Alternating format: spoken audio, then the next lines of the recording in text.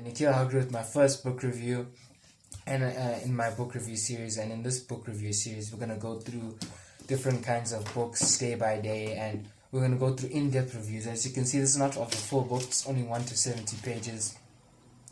And the point of this series is that you don't have to read the book. Essentially, there'll be a few books I really recommend you actually do read and go through with me as I go through this series. But there's some books you don't have to read, and in those books, I'm going to give you the intended message of the author. I'm going to tell you the exact golden nuggets they've left behind for us, the point of the book. I'm just going to give you a really in-depth review on it. It's not going to be an entire summary of the whole book. I'm going to go through it depending on the nature of the book, chapter by chapter. I don't know, a couple of chapters at a time, but we're going to go through it slowly and make sure you get the most out of it. Because I know some of us don't enjoy reading. We prefer watching videos, and as humans, we're visual animals. We like visual things, and words might not click with everyone. So during this book series, go through different books, and book of today is The 7 Habits of Highly Effective People by Stephen R. Convey. Sorry, I don't know how to pronounce his name. Probably should since I'm doing the book review. So today's going to be page 1 up until page 70. I'm going to give you the most important stuff that he spoke about in the first 70 pages, and first 70 pages are absolutely crucial because I definitely recommend you actually buy this book. This book is an absolutely fundamental book that you read at the start of your career, whatever you're doing. And before you go on to any complicated books, this is the fundamental book. You absolutely need to read this book. I recommend you go through it with me, but if you go through this video and through this book series, you won't really need to read. I'll give you all the necessary tools that you'll need to succeed in whatever you're doing. So, today's the first 70 pages. We haven't actually gone into any of the habits, but we're going to go through the foundations of being able to build those different habits. So, the first thing he talks about is a paradigm. And when I first read this book, I had no idea what a paradigm was. I had no freaking clue what was going on. But as I read through the book, the paradigm means basically like your view of it. Basically, say I put on a pair of glasses. The lenses of that thing is my paradigm. So say if I put on a pair of shades with the dimmer black shades, right? My view is going to be through those black shades. So that's basically what a paradigm is, how you view things, how you see things. So let me give a more practical example. Say someone who buys this book for $5, right? Some people see that as a cost, but some of the people, more knowledgeable, more wealthier people, will see it as an investment. $5 of investment into themselves, into their knowledge. That's a paradigm. So if you see it as a cost, then honestly, you're not worried about investing in yourself. You're not worried about you growing as a person. But if you see this as an investment, you're going to grow much faster than anyone else, right? Those are like the simple paradigms you need to view. And right now, if you already have that thing, if you already have that mentality that you see books as an investment, then you're going to go far. Let me not say it. You can go further than most, is the correct thing to say. You'll go further than most. So that's the first way. And these paradigms, what you want to take away from the idea of paradigms is that you want to have similar paradigms to those people who are on top of their game in wealth, in health, in love, and in happiness. Those 4 pillars of life, right? Say someone like Warren Buffett.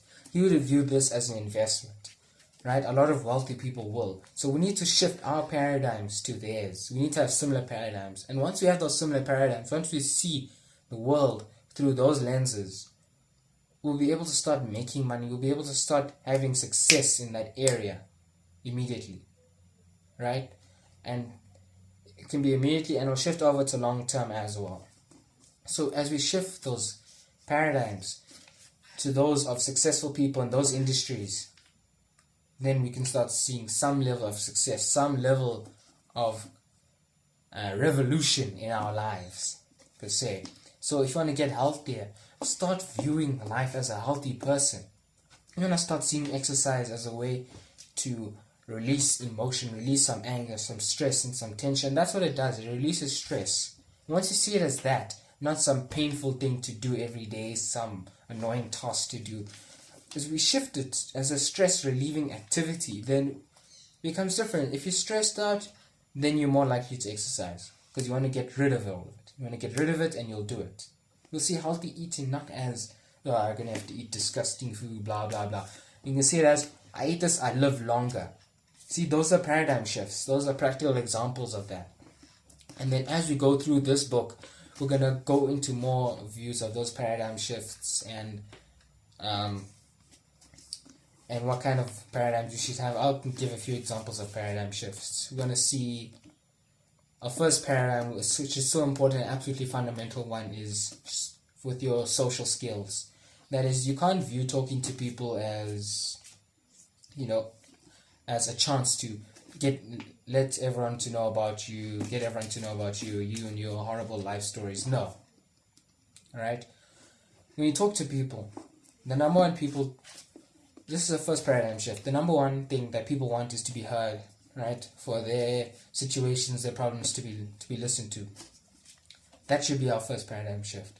We need to view talking to people as that we need to listen first. That's the main thing. We need to listen. And then when you listen to people and when you empathize with them, that builds a connection with them. That's the number one thing that you need to do when you're talking to people. You need to listen and empathize with them. Now, a second paradigm shift when it comes to happiness. Right? We need to see problems not as an obstacle, but let's think of this as a video game. Right? That's as a challenge. Right? When you get challenges and you beat them or whatever, you get experience, you level up. It helps you level up. And then as you level up, you get all these cool things. You get new armor, you get new guns, new swords, whatever. Right? You level up, you upgrade yourself, and the game, the world becomes easier. If you see where I'm going with this, you can't view these obstacles, these problems as, all these things. You go like, oh, now I have to do this. Oh, my life is horrible. You see them, okay, this is a chance for me to improve myself. It's a problem to you because you don't have that experience level just to drive by it.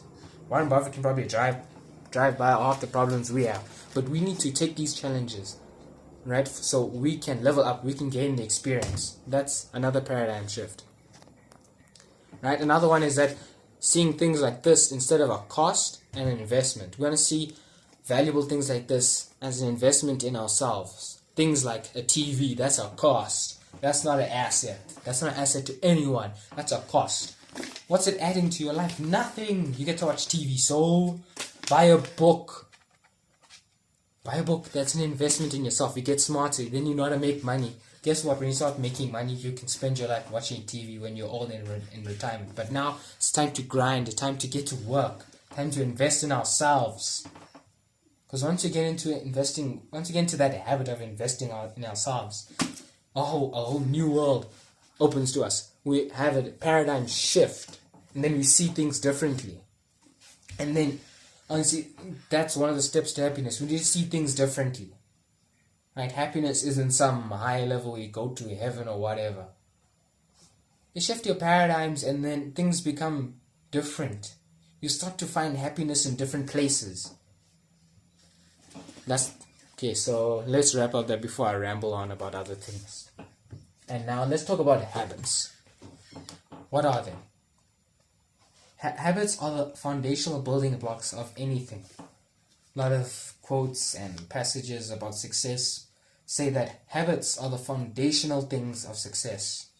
You can't build a skyscraper without a foundation. It's just a skyscraper without the foundation. Here's the foundation, it's not there. Boosh. That's what's going to happen to your skyscraper. You can pay as much as you want to have a fancy skyscraper. It's just going to fall down. But here's the foundation. It's not going to fall down. The wind can blow it. It's not going to fall down. You can have this foundation. You need these habits first. This foundation. Before you move anywhere else.